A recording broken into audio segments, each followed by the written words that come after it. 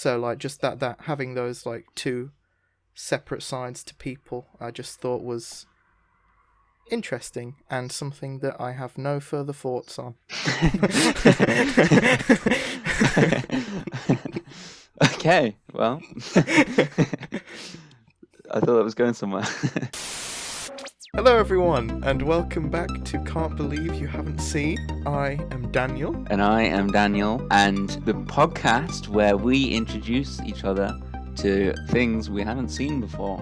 And this week we're doing something a little bit different. Usually we take it in turns to recommend each other something, as Correct. you actually probably just said.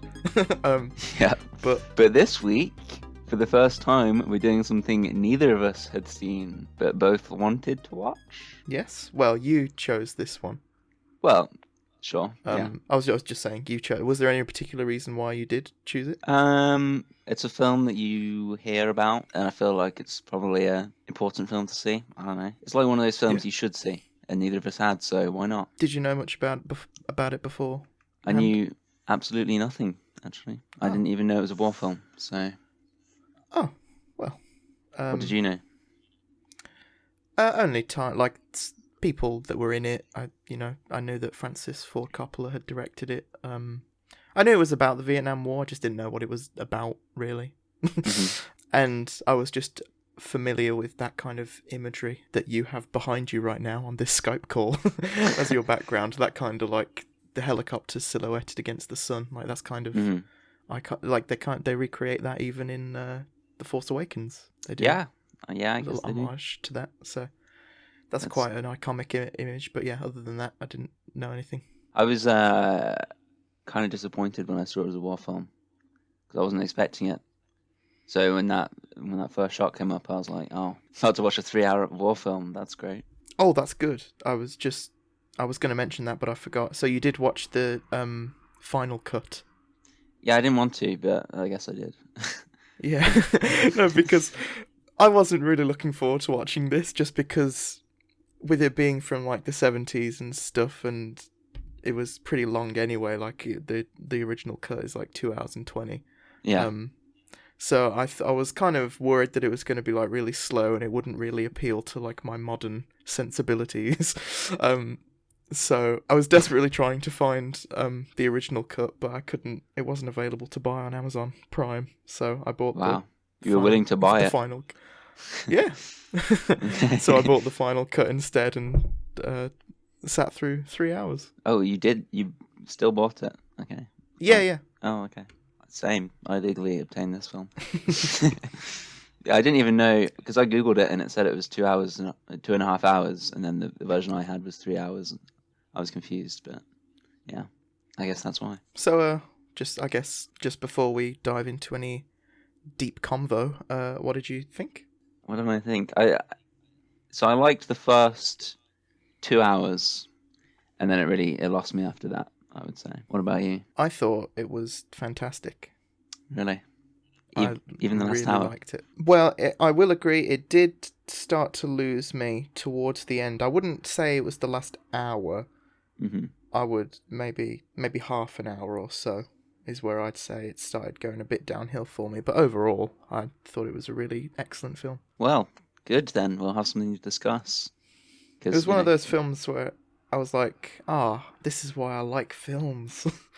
Really? Like it reminded, it just gave me that feeling of like, because you know me, I'm a big old nerd, so I love the kinds of pop culture type films that we all love for entertainment, and those are good movies. But this was a film, Yeah, I don't like those sorts of films. I like the dumb entertainment films. I don't really want to be like going into a film and thinking about it most of the time. I just want to be entertained. No, hey, that's. I know that was incredibly pretentious what I just said. That's obviously like there's value in all kinds of art and all kinds of films, but yeah, it was just one of those films that reminded me of that kind of like, yes, this is filmmaking and this is why I love this medium. Sure, but I feel like whilst it was, it was a very well made film. It looked good. It also had good action scenes that I liked. Not thinking about it too deeply. It had the deepness to it, but it also had the just kind of being a cool action film part to it as well. I disagree. Oh, I really? wouldn't say it had any cool action in it. Well, no, that's... I thought It had a lot of cool action in it. Well, there was that one that I can remember. It's kind of closer to the start of the film where they, like, raid that village or whatever. Yeah. And they, like, really go to town on that one place. That was all good, and I was, like, really impressed by kind of the spectacle of that particular sequence. But I wouldn't say there was a lot of action. I don't remember any other sort of things like that stood out to me. I respectfully disagree, and I'm sure as we go through the film I can pick things out. So yeah, let's do that, I guess. You've got that really nice establishing shot. I'm sure you like that. You're a sucker for a nice long shot. Oh, dude, that opening shot was fantastic. It really was. Yeah, really good. Yeah. Something that stood out to me though, even before that, is that there's no like company logos or anything. I saw that. Yeah. I was like, how did they get away with that? There's no credits either. Yeah. Which is weird. I thought that was like a legal requirement, but I guess. Yeah. I don't know. I guess not. Or maybe we just watched weird versions. I don't know. Maybe it could be something to do with the fact that it's like that final cut. Maybe if it was the theatrical cut, it would be different. But yeah, that was a really good opening shot, and I just love how it escalates. Well, one of the first things I wrote after that establishing shot was, I guess this is a war film. That killed any hype I had for this movie. Not a huge fan of war films. What other war films have you watched? Saving Private Ryan. Which is another classic that people... Yeah. I can't really think of any war films that I have watched. It's not a genre that really particularly appeals to me. Well, no, exactly. I've seen a few, but I don't actively try to see them. I kind of avoid them, you know. I haven't seen loads. I also wrote This Guy's Badass, because he is pretty badass. Even though not so much at the beginning. Yeah. The main character? Yeah. Why you say he's badass? I don't know. Because on the screen, what was happening wasn't really very badass. Like, I'm talking when he was still in that hotel room, but I could tell that he was going to be badass. Okay. Something that I liked about the start as well was the editing, because there's an awful lot of like dissolves and fades in this, but like particularly at the start as well. They kind of have a few sequences throughout the films where they kind of go into like these like crossfades and like all those kind of different editing techniques. But I thought it was a really effective way of kind of, I don't know, just portraying how the Vietnam War, like kind of what it did to people, and like just that way of kind of how you just kind of, I don't even know how to say it, just like going in and out of these different, like, you know what I mean? Like dreamy, like it was, kind of. Yeah. Yeah. Well, yeah, exactly. That's, yeah. And I'm sure that's exactly what they were going for. And I think that the way they would do that throughout the film was an effective use of editing, I think. Yeah. I mean, I initially started off thinking that was a bit cheesy, but I do see why they did that. And when they carried on doing it, I didn't keep thinking it was cheesy. You know, I kind of got used to it. It worked for what it was. And there's a moment at the start of the film as well. Not really important. It was just something that I had a little bit of a chuckle at, because he like, when he's in his room, he pulls down the blind and he's looking outside. Mm-hmm. And I thought, I wonder where he is. Is he in Vietnam? I wonder if he's in Saigon. And then he immediately goes, Saigon. It's like he was replying to me. Wow, it really spoke to you that deeply.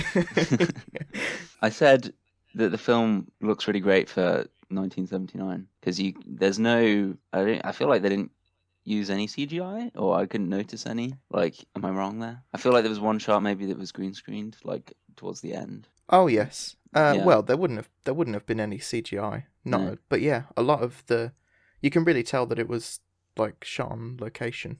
Yeah, like all those helicopters. Just the whole time. Yeah, it looked great. Anyway. But yes, I do. I think I know the moment you're talking about, because there was one moment that stuck out to me as well, where I was like, "Oh, is that a green screen?" Yeah. Because the rest of the film is so real, and you can tell that they're like really in places.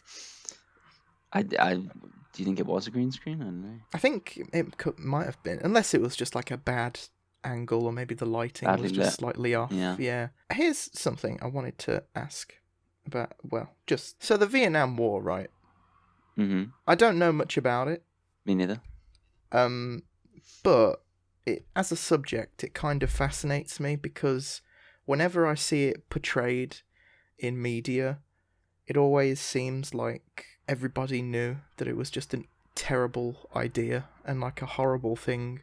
Like, obviously all war is horrible, but like the US's involvement in the Vietnam War especially, like it just seems like everybody knew, even at the time, that it was just like, what the hell are we doing? and it just stood out to me because this film came out in 1979, and I googled just how long, because the Vietnam War I didn't realize lasted for 20 years, but Jeez. the US's involvement started in 1965 and then it ended in 73. This film came out in 1979. So for its time, the Vietnam War would have been like a pretty contemporary subject. And like even then, like not long after it had ended for them, or like, you know, after the US had like withdrawn, like they're making films about how just stupid it was, and like it's just surprising. Well, you're asking the wrong guy here. I really have no clue. I guess the government at the time thought it was a good idea. Do you know what it was about? Oh no, I got no clue. Oh no. But it was just that whole thing was just interesting to me. That like even not many years afterwards, people were just like, yeah, why did we do that? And that was awful. Well, was it made by an American company or? Yeah. Oh, I don't know what to tell you. There's narration in this film. There is. I'm not a fan of that. Same. I felt like it worked with this. Yeah, I thought it was really good here. I found out, though, bit of trivia for you. Oh, yeah? That there wasn't originally narration. So, before the film came out, obviously they were looking at their rough cuts and stuff, and it was like, damn, we need narration. So they went to ask Martin Sheen, who played the main character, Captain Willard, to come back and record narration. But he was busy, so all the narration is done by his brother. Really? Yeah, and he sounds exactly like him. Yeah, that surprises me. Yeah. You can't tell at all. No. Harrison Ford's in this film. I found that pretty crazy. I did. Yeah, that's a shame, because that is something that I did know, but then I'd forgotten. And before I watched this, I looked on IMDb and saw that he was in the cast, and I was like, oh, I forgot he was in this. So it would have been nice to not have that spoiled for me. Very minor part in the beginning anyway, sadly. I know, but I didn't really recognise him at the beginning. I wrote down, this guy looks like Harrison Ford. And then I Googled it, and yeah, it was. I just wrote down in my notes just cheeky Harrison Ford.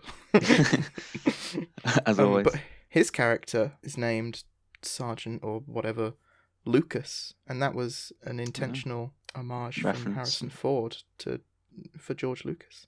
Should have been called Solo. No. Okay, fair. But it's during the Harrison Ford, well, not the Harrison Ford scene, the scene that Harrison Ford is in, and also just that whole bit, that the first, I think the running theme, or at least in my opinion, of this film gets first introduced. Right. Because they use this word for the first time, and then it pops up throughout the film as well, and that's just insanity, or they use the word insane, you know, or I think it was just a statement on how the Vietnam War, just as a whole, was just insane. Like that's the only way you can describe it. Like everything about it was just madness, and the fact that they're like kind of calling out like other officers, because obviously this film centers around, you know, he's going out to kill another US soldier that's treason, lost his marbles.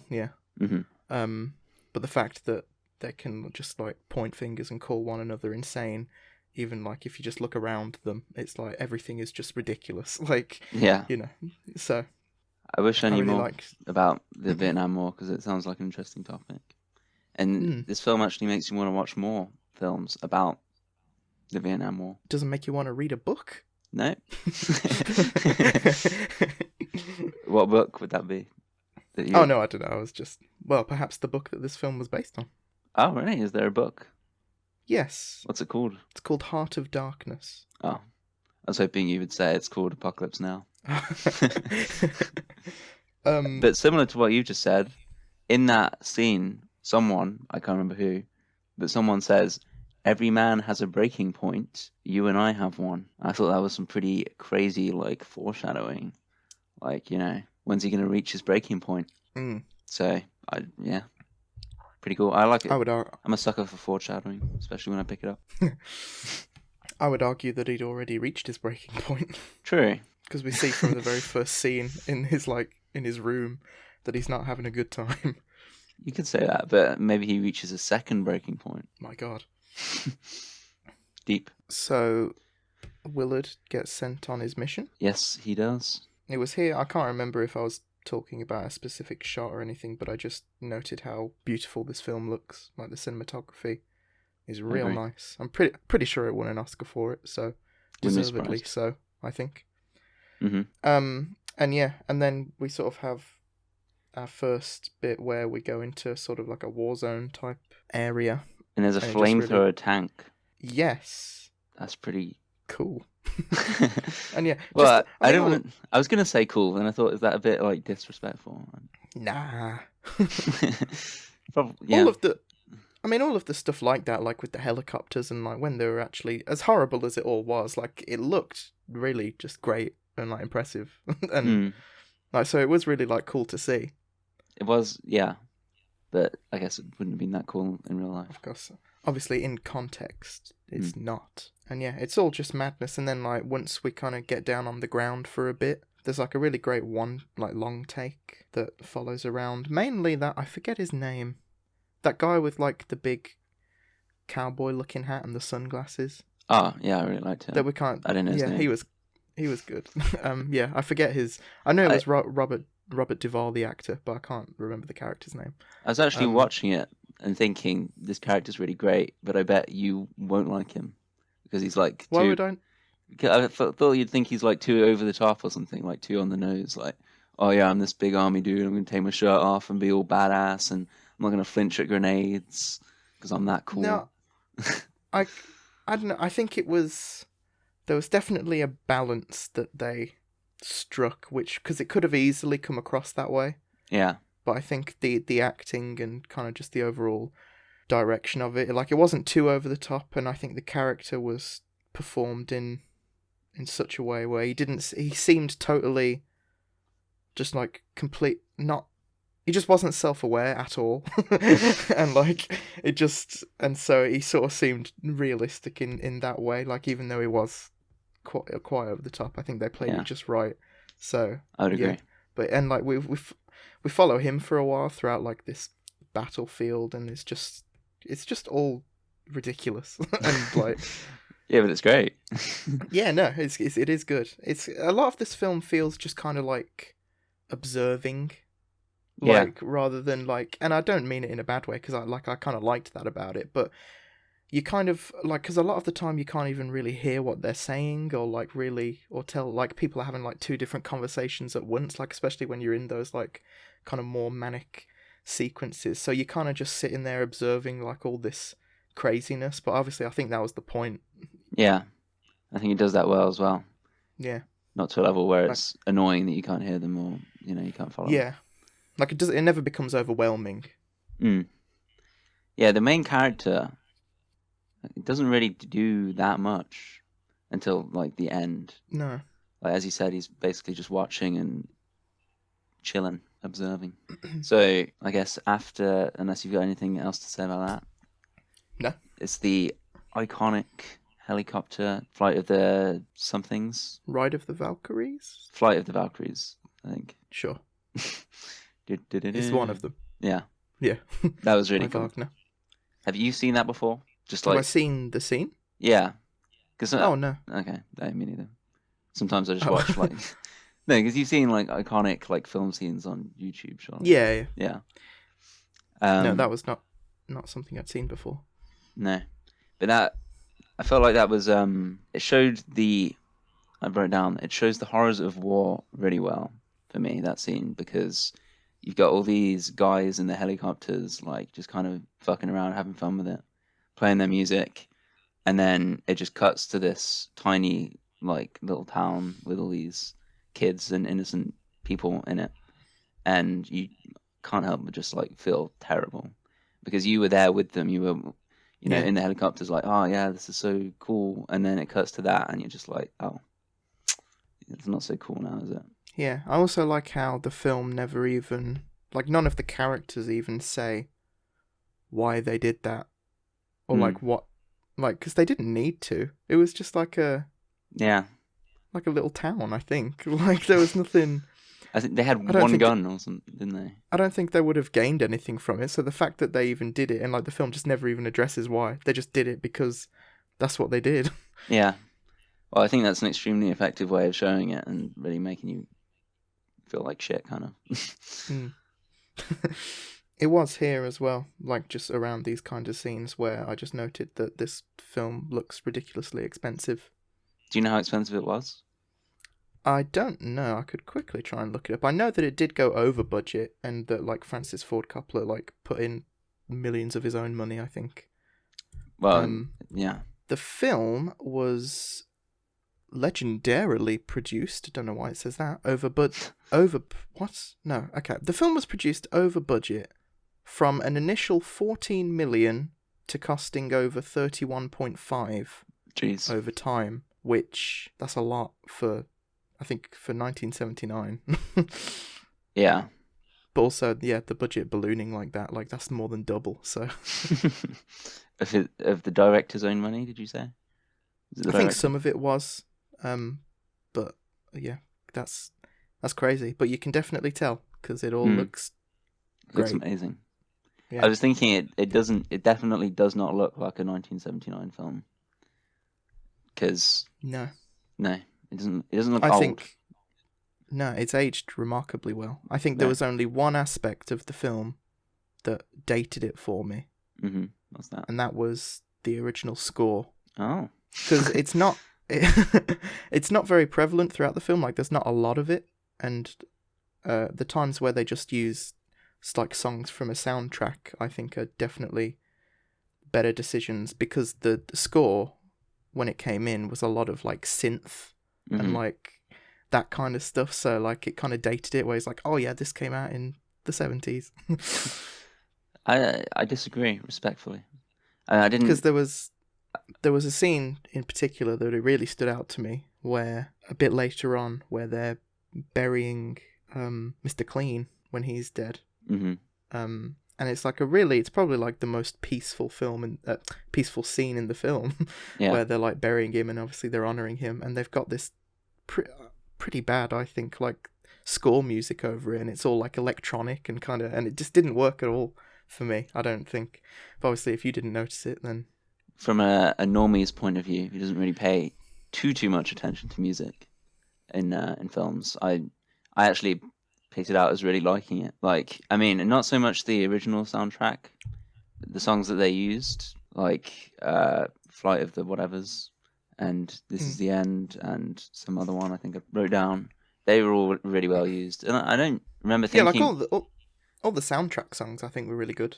Yeah, but even the original stuff, I thought it was fine. Not like crazy good, but I don't think it like brought it down at all.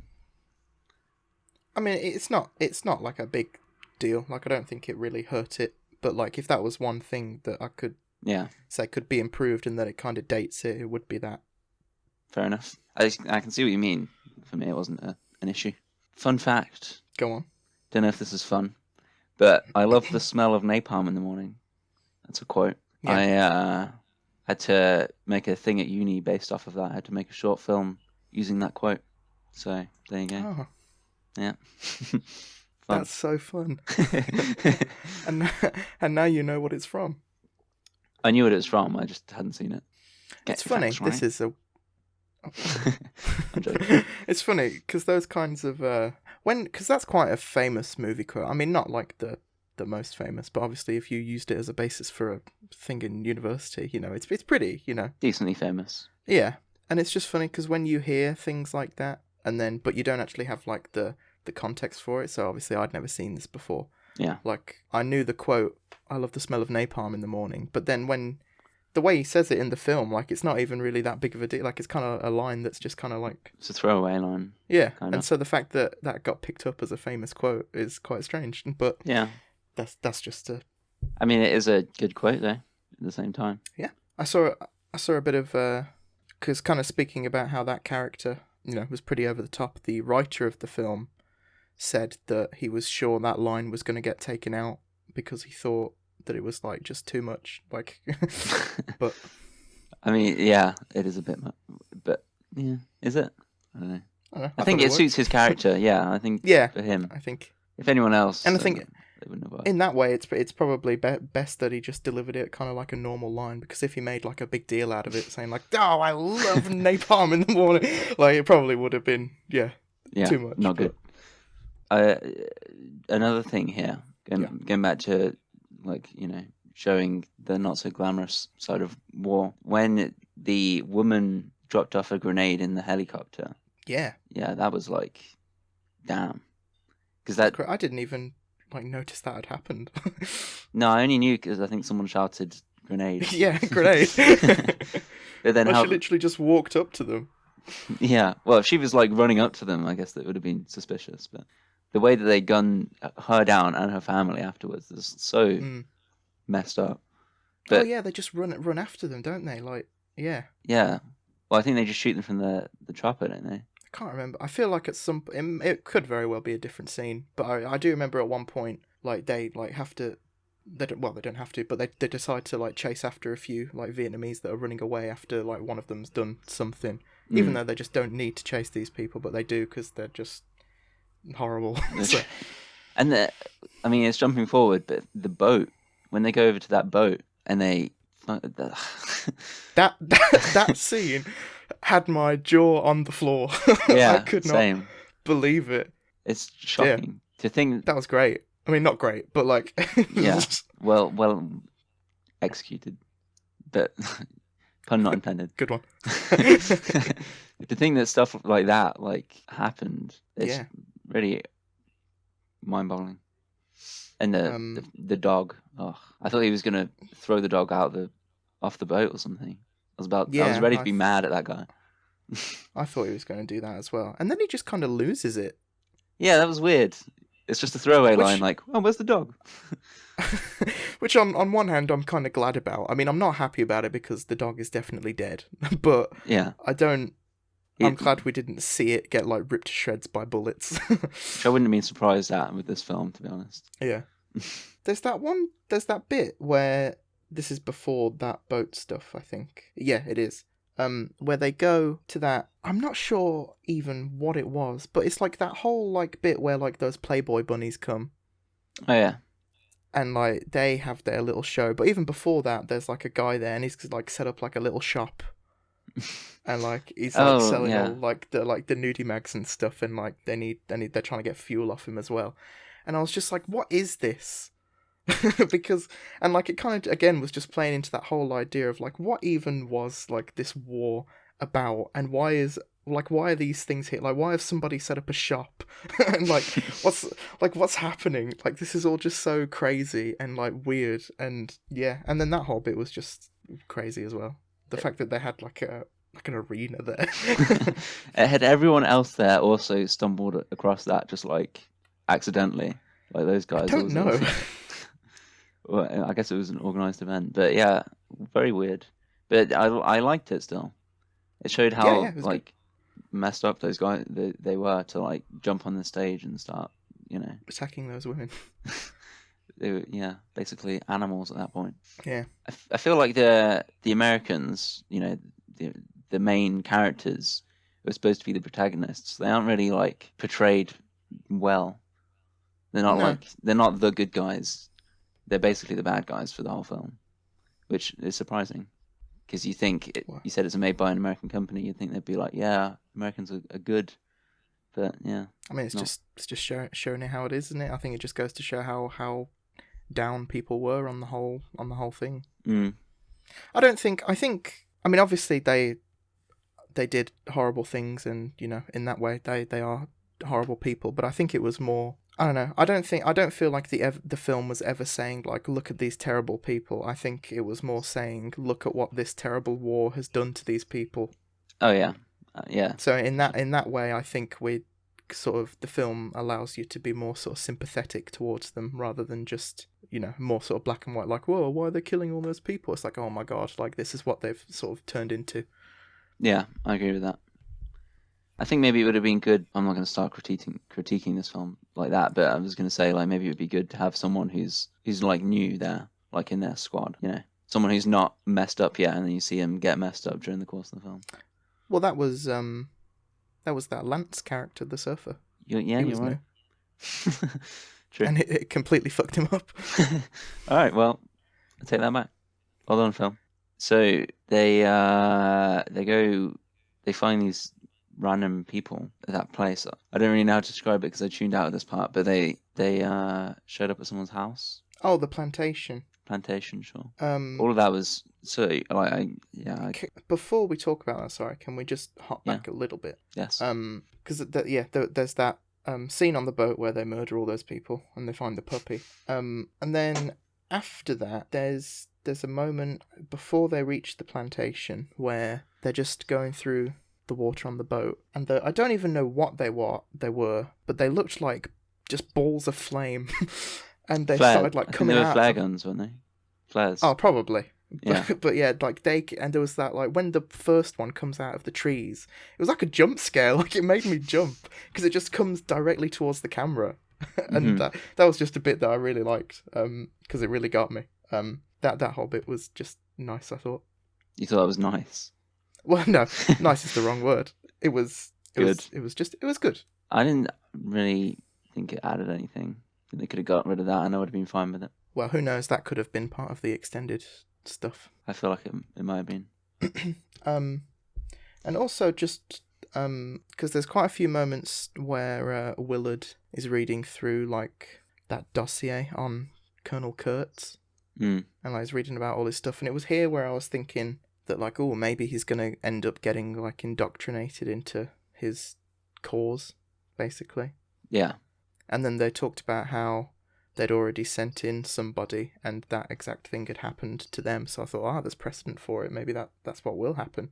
Did you have any ideas about how the film might end as you were sort of going through it, or did you not really think about it? I don't want to show off here, but actually, like, when they initially said, you got to go kill this guy because he's really bad and everything, I was kind of thinking, oh, well, you know, maybe he'll turn to the dark side not turn to the dark, you know, like maybe he'll be indoctrinated to his team. That's what I thought it was going to be. And then when they went to the plantation and they met that woman, I thought there was going to be like a really nice happy ending where they like get together and get married or something, but that didn't happen. Yeah, that I thought that the plantation stuff was interesting. It definitely was not one needed. of the weaker parts of the film. Yeah, for sure. Yeah. Maybe extended cut stuff, I feel like. Maybe. I think I would have enjoyed it a little bit more if I'd known entirely what they were talking about. But I wasn't quite sure. But I just kind of did like it in the sense that it kind of, again, with like the theme of insanity, you've kind of got like this different look at it where like all these French people are just desperately clinging on to like this one tiny bit of land that they have like in Vietnam, and like they're just not leaving, and it's like they're just clinging on to it for dear life for no real reason other than the fact that they felt like they needed to do it out of necessity because the French got fucked over in World War II and in all these other wars. And I just feel like that's all extra like fluff that really didn't interest me, or didn't feel like it was needed in the film. That's fair. I think the film would have been perfectly fine without it. Yeah. But I still think it you know, it wasn't. It still carried on the messages and stuff of the film, which I think is, you know, why it was in there. But yeah, I think definitely. The film lost me at that point. I'll be honest. This is where it lost you. Yeah. And I think I noted it down. It was like, I think it was 2 hours and 10 minutes in. Oh, okay. Around then. But yeah, I was like, this is now just kind of dragging a bit. And then I looked and there was an hour left and I got sad. Well, I didn't help my cause because I started this at 11 o'clock this morning and I finished it at about 10 minutes before we started recording at like 6 o'clock because very good. I just kept getting caught up doing stuff like all day, so I was watching it in like 20-minute segments, which wasn't great. But there is also one line as well in particular that the lady does say to him on this plantation, which I think kind of carries over into like the latter part of the film as well, when he goes to Colonel Kurtz's place, where she says something like that there's two of you, the one that loves and the one that hates. Mm-hmm. And then that kind of duality is something that kind of Colonel Kurtz talks about a bit later as well, how when he's talking about how like the kind of men that he wants to have in his militia are like men that have good morals, but then are also completely like able to completely abandon those morals. So like just that having those like two separate sides to people, I just thought was interesting and something that I have no further thoughts on. Okay, well, I thought that was going somewhere. In my head, it was. Well, yeah. For me, this last act, I really completely lost it. Like, I stopped following it, kind of. I don't really know what like this guy was on about. I put, put captured. Oh no! He told him why he was there, or told him that he was there for. So the main dude told the bad dude why he was there. Yeah. Which I thought was a dumb move, because I was like, surely you want to keep that secret, because then maybe. Well, I think he knew. Imprisoned. Yeah, you can lie about it though. Say that you're there to like. Well, he said he hates lies. It's a life and death situation. Yeah, I think I don't think the ending is helped by the fact that throughout the film, I think that it does build up a certain amount of anticipation leading up to meeting Kurtz. Mm-hmm. So I was kind of getting quite excited about it. I was like, oh, I can't wait for them to kind of face off. Yeah. And not that sure. I was expecting them to have like an epic duel or something, but, you know, just I was expecting it to just feel like better payoff than we ultimately got. It felt like nemesis. Is that how you say it? Nemesis throughout the whole film. And then, nothing really happens with that. And also I was excited as well, because I was like, oh, you know, Marlon Brando, obviously, you know, he's one of the most celebrated actors in the history of acting, so I was like, he's going to deliver the goods, I'm sure. Mm-hmm. But, you know, ultimately we didn't get an awful lot of him. No. And, yeah, the whole thing was it felt kind of wishy-washy. Yeah. Just kind of... That's a good way to describe it. And I don't exactly know what I entirely mean by that, but I just know that it feels right. I didn't know what was going on. And they were doing a lot of that thing as well, where I kind of don't like in films, because it means I have to try and think about things, where he'll be like telling a story, and the story is related to like the themes of the film, but they don't outright say it, so I'm like, wait, what does this mean? Like, he'll just be saying like something random, like, oh, I went to the river once and I saw a dragonfly flying above the water, and I thought, what if I am the dragonfly? Or like something, just something like that, that like doesn't really mean anything, but I guess it kind of does mean something, so I've got to like think about it. Yeah. Like, which I'm not entirely against, but it just felt like that last portion of the film, like, that's all it was, just them kind of having very quiet conversations until eventually. And here's what I didn't really get either. Okay. He was like, from most of the time he was there, he was like locked up or, you know, sort of being held there. But then, before he goes and kills him, he's like back on the boat, just kind of like free. Is he? He's back on his boat, and then like he goes back into the place to go and kill him. So like he's just I didn't understand. That's weird. Yeah. I wish I could give you a reason why. No. Yeah, that seems very weird. Yeah, and then he goes and kills him. For me, the main take from that last part, well, I had a few. I thought when we first saw the bad dude. I don't know if you'll know what I'm on about here, but he kind of looked like the Valve guy, you know? Yeah. And then the Cage, the main dude. I'm so bad with names. I need to get better at names. But Willard. Willard. Was it Jack Yeah. Willard? Benjamin, I think. Okay, I wrote down Jack. I thought it was Jack. But yeah, that cage where he's just standing up and like completely enclosed, that made me very uncomfortable because I'm very claustrophobic, and that just made me want to die. Oh, okay. And then, who was the dude at the end? Because obviously it wasn't some random guy, but I didn't recognize him. The dude that he gets from the crowd. Oh, that was Lance. Yeah, I thought it must have been, but it didn't look like him to me. It was pretty shocking, I thought, when he delivered Chef's head to him. Not what I you thought the expect. fake heads in this film looked pretty convincing. Yeah, I feel like Some of the best fake heads I've ever seen. yeah, all the practical effects and stuff were really good. Like when Yeah. people had their like arm or legs and shit blown off. Specifically, the guy right at the beginning that guy that burns alive. That was brutal. He had his leg blown off, and then he's burnt alive because of the helicopter blowing up. I do not remember that. When she like puts the grenade into the helicopter, Oh, right. the guy who had his leg fall off was in it, and then the helicopter I don't know blows what up. happened, it just fell off.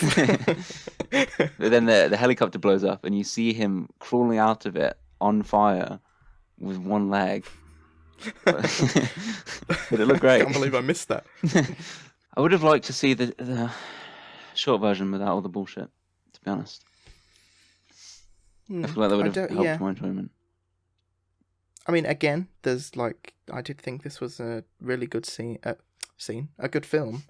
But I do agree that, maybe it could have been a little bit more succinct. Mm. So perhaps, the extended cut, maybe all that stuff was taken out for a reason. Yeah, I think that's a nice way of saying it. I think it could have been quite easily just 2 hours, to be honest. Cut an hour of that. Maybe. They probably, considering they went so over budget, they probably wanted to fit everything in. I read somewhere that Francis Ford Coppola he shot over 200 hours of footage. That's crazy. It's like, why? You've got a script. Yeah. Jesus. But yeah, I don't really have much else to say about the ending. Unfortunately, a bit of an anticlimax. Yeah, I was about to ask that. I was going to say, do you feel like it's an anticlimax? Because I definitely do. I would have liked some resistance or more of a fight at the end. In a way, I do enjoy that. The ending is, kind of nice as it can be. Because he goes out there, and obviously he's killed Kurtz, so all those people start like kind of kneeling for him because they're like, I guess you're our new leader. Yeah. But he just puts his weapon down, and obviously they all do the same. So that's kind of nice that he kind of, at least in that tiny little portion of the war and in Vietnam, like he kind of put a stop to violence there, in that tiny little, he did a little bit of good by getting all those people to put down their weapons. Yeah, I guess. Feels like a bit of a stretch to me. I feel like as soon as he leaves, they'll appoint a new leader, and he'll be like, yeah, hell yeah, let's go kill some people. Oh, probably. But I think just for that very brief moment, it was something, at least a tiny bit good. Yeah. You think they'd be mad that he's just gone and killed their leader, really? I would be. I don't know how cults work. I wouldn't recommend it to anyone. I'm not gonna lie. What? The movie or joining a cult? No, either. But I was talking about the movie, really. Oh, okay. Oh, you wouldn't? No. Wait, did you like it? I liked the first 2 hours. Well, I enjoyed it a lot. But after, maybe if I watched it again, I'd like it more. But just after that, can't remember what you called it, the house. I lost interest completely. It's definitely... Maybe that's my own fault for making it drag out across an entire day. Well, that probably doesn't help. No. Well, yeah, I thought it was really quite fantastic. But it's not something that I would watch again anytime soon. No. It's 3 hours long, so I feel like I do want to watch it again though. Not soon. Not soon. No, don't get me wrong. But at some point to try and enjoy it more. Try and enjoy the ending more. And maybe if Well, I understand it, that would be good as well. The end bit. hmm. All Oh, right. sorry. I've just seen one of my notes as well. Just jumping back. There's when he's when Willard's killing Kurtz.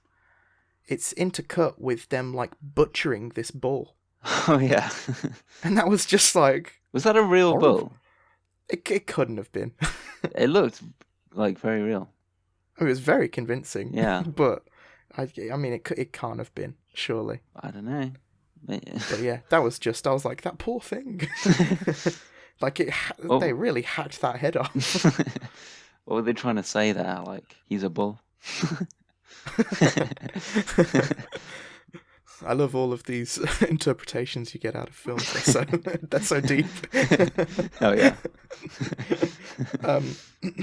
Well, before we wrap things up, then, if you don't have anything else to say, I do not. I've got some fun facts. Oh. Well, not fun facts, but they're just interesting. One thing I did know about this before going in as well is that it was like a pretty troubled production. I've just remembered what one of the facts are, and I can't believe I said it was fun.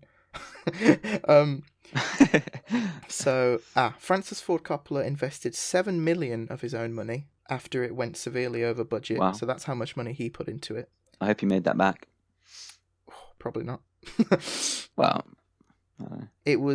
the shooting of the film was originally scheduled for 6 weeks, and it took 16 months. Jeez, that's dreadful. The early scene where Captain Willard is alone in his hotel room was completely unscripted. Martin Sheen told the camera crew to just let the cameras roll. He really was drunk. He punched the mirror, which was real glass, and he cut his thumb. Sheen also began sobbing. Was that real blood then? They must have added more afterwards, I think. But initially, when he broke it, that was real. And then Sheen also began sobbing, and he tried to attack director Francis Ford Coppola. The crew was so disturbed that they wanted to stop shooting, but Sheen wanted to keep the cameras going. So I think throughout a lot of the film, like a lot of the filming, he was like drunk, because I think he was an alcoholic at the time. Ah, yeah, really fun fact.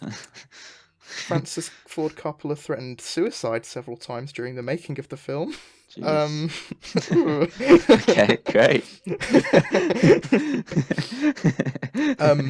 And then there was also the fact that Marlon Brando didn't learn any of his lines, and he turned up to set like massively overweight than what he should have been. So that's why he's like shot in a lot of like darkness and stuff, and like there's a lot of like high up angles because they tried to make him look tall and imposing, but actually he was kind of just fat. And that's classic Marlon Brando, like one of just the biggest egos on the planet. Like, he's such a dickhead. I don't even know if I've seen any other films with him in it. I must have done. Well, I mean, there are a lot of older things, so I don't think I've seen much. But yeah, what a terrible person. Well, those are my fun facts, everyone. Fun facts. I shouldn't have said fun. They were interesting, and it's amazing that a film as good as this was born out of all of those issues. Yeah, that's like the sort of stuff you hear for like Suicide Squad or something. Like all these terrible films, not a really good one. So, a bit of a miracle, really. But yeah, it was really good, and I'm very happy that you suggested it. Good pick.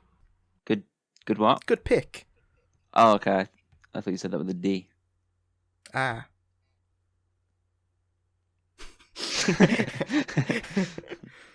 Just one last thing, right? Go on. So I saw right at the very end, they had tattooed on a wall, "Apocalypse Now." Tattooed. Oh, fuck. Yeah. Graffitied on a wall, "Apocalypse Now." What does that actually mean? I don't know, but is that the name of the cult or something? Here's another fun fact for you. Just remembered, you've reminded me. The only reason that's there is because I don't know why this is, but this is just what I read. Francis Ford Coppola wanted to call the film Apocalypse Now. Obviously, the book it's based on is called Heart of Darkness. But he wanted to call it Apocalypse Now.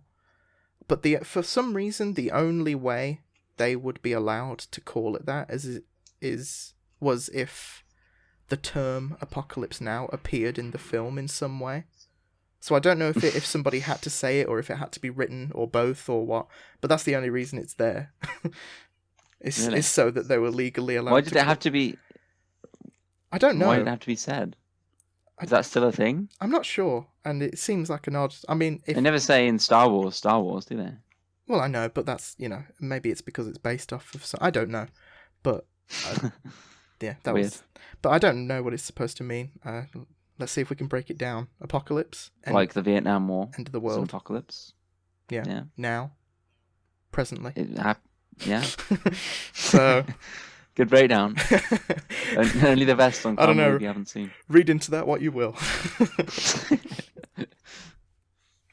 All right. Well, I guess that's it for that. Yeah. You should reveal to me what I'm watching for next week, No. or the other way around. Yes. You should Yes. reveal to me because it's back on you now. Okay. Yeah. It would be. Because before this I did Halloween. You did, yeah. Yes. So now That was go watch that if you haven't. I have. Not you. The viewer. So for next week, Yes. drum roll, please. 12 Angry Men. 12 Angry Men. 12 Angry Men. I've never seen the first 11. Ah, he's funny. So 12 Angry Men. All right. Yeah, 12 Angry Men. Okay. That'll be good. We'll see. It's a good film. All right. Well, you heard it here first, folks. 12 Angry Men. Good film. Hell yeah. So Good film. We'll see about that next week, shall we? So until then, subscribe to our YouTube. Yes. Follow us on Spotify and just copy that RSS link into your podcast app so you can listen to us wherever you want. Yeah, follow us on Twitter for the latest Can't Believe YHS news. That's the @ as well, Can't Believe YHS. Yes. So do that.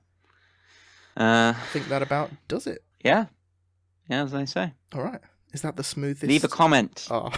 I was literally just about to say, is that the smoothest ending we've ever done? Yes, it is. All That right. says a lot. All right, well, I've been Daniel. And I've been Daniel. Goodbye. Bye.